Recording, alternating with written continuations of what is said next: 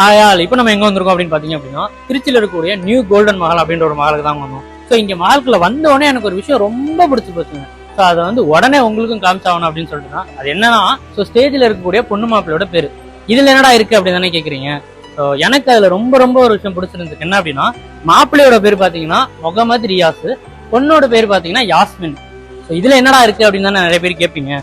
So என்ன விஷயம் அப்படின்னா, மாப்பிள்ளையோட லாஸ்ட்ல பாத்தீங்கன்னா ரியாஸ்ல யாசன் முடியும், பொண்ணோடதுல ஃபர்ஸ்ட் ஸ்டார்டிங்ல யாசன் ஆரம்பிக்கும். ஸோ இது வந்து கோடியில லட்சத்துல தாங்க நான் அடிச்சு சொல்லுவாங்க. நீங்க கமெண்ட்ல என்ன வேணா பண்ணிக்கோங்க, அதெல்லாம் பிரச்சனையே கிடையாது. பட் ஆனா எனக்கு ரொம்ப பிடிச்சிருந்துச்சு இந்த விஷயம்.